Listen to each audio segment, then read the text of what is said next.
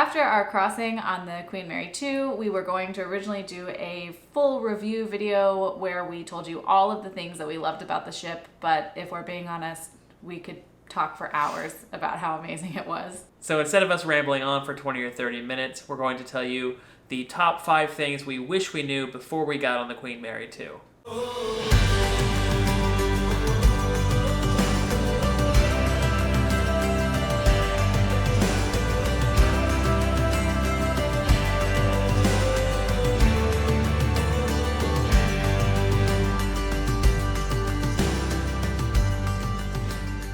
Number 5 would be the time change. We knew when we went that we would be gaining a couple of hours along the journey home, but we kind of thought it was going to be like every couple of nights we'd get an extra hour. Instead, we gained 1 hour every night.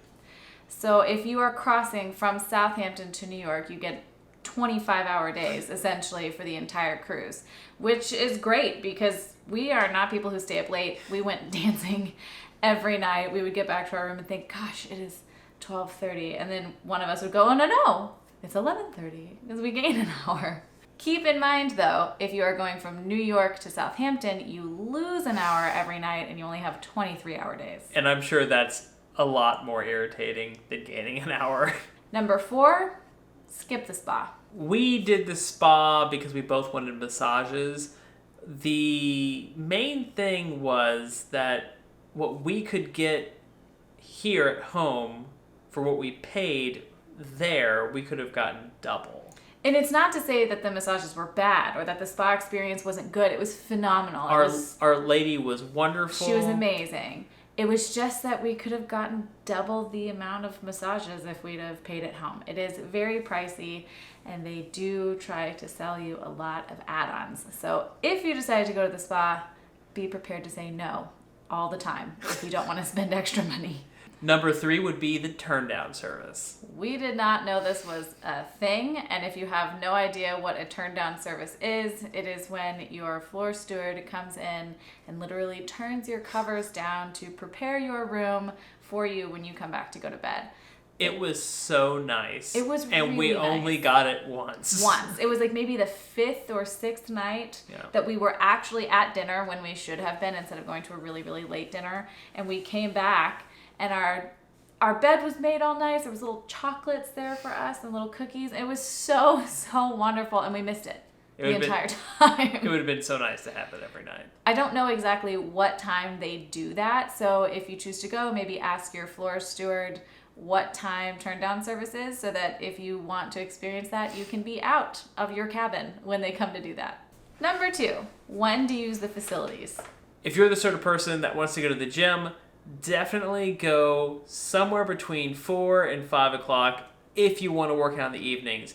If you do go in the morning, I will warn you, I went once in the morning and it seemed like every piece of cardio equipment was being used and everybody was trying to lift weights at the same time. It was very busy. I imagine that's because people want to get their workout done in the morning. That way they can enjoy the rest of their afternoon. I think the earliest dinner is also like 6 o'clock maybe, so they're probably at dinner as well. Everybody's getting ready for dinner at that point. I spent a lot of time in the library, not particularly to browse the book selection, but because the view is amazing and it was a wonderful, peaceful place to go work on my book. I also noticed the same thing. If I wanted to go up there anytime before 4 o'clock, every single seat in the library is taken. Nobody's moving anytime soon, so you might as well just go find somewhere else to be. But I went quite a few times after 4 o'clock, between 4 and 5, and by then it was usually half empty. People are starting to leave again to go get ready for dinner and things like that. So a nice option to go enjoy the view if you want to. The laundry was another thing that, unfortunately, any of us have traveled for any extended period of time know that you have to take time to do at some point. As much as we all hate to have to do laundry on vacation, it does happen. And on the Queen Mary 2, we would definitely say to do it early in the morning. We went once at 7, and there was nobody there. And then we went the next time at 9 in the morning, and everything was full. So definitely check it out early in the morning if you need to wash clothes. Also, we went in the afternoon once and everything was full. And I think that was the time someone took our stuff out of the washer for us and put it in a basket and set it under the table because we weren't there quick enough to change it for them.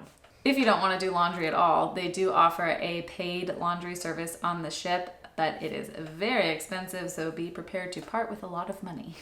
This isn't particularly a facility, but if you have interest in seeing a show, or you want to go to afternoon tea, or you've booked a show at the planetarium and you want a really good seat, get there at least a half an hour early.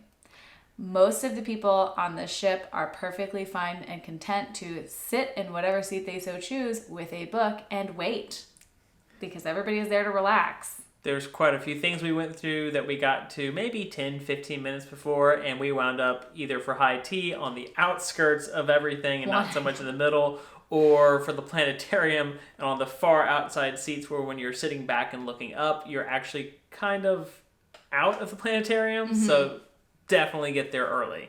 And finally, number 1, try everything you can within the first couple days on the ship that you may be slightly interested in. This is the thing that we regret the most, for one very, very specific reason, and that is that we waited until our last day on board to go try Sir Samuel's and all of the Godiva chocolates. It was so good, and I really missed Unsweet Tea, and they had these beautiful tea things, and the chocolate was divine. It was amazing, and we would have been there every day had we have known about it. So our biggest piece of advice: try everything as soon as possible. If you're lucky to get an early boarding time, you have time to eat twice, maybe 3 small meals if you're really feeling adventurous. But go check out all the restaurants. Go check out all of the lounges, all of the places that you could go relax. If you're interested in seeing a planetarium show, book it immediately. They sell out really fast. And just try what you can in the first 2 days, so that way the rest of your trip you can spend your time doing the favorite things on board. All in all, our time on the Queen Mary 2 was terrific. If this is the first video of ours that you have seen, we have a whole series about the Queen Mary 2 with us actually on the ship. Check it out. There's so much to see.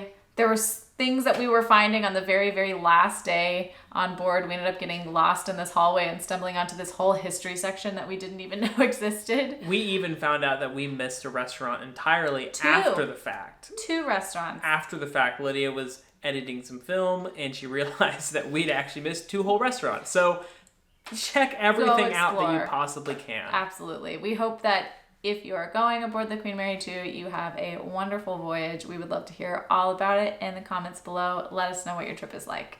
If any of you have any questions about the Queen Mary 2 or our time on the Queen Mary 2, comment below, ask us anything you want, and we'll do our best to reply. This is not a sponsored video by any means. We fully paid for our own trip, but we just loved it so very, very much. So we wanted to give a big thanks to the Queen Mary 2 and everybody who was on board that made our trip so wonderful. We can't wait to do it again because I'm pretty sure we're going to be on that ship again at some point in our lives. Hopefully. Fingers crossed.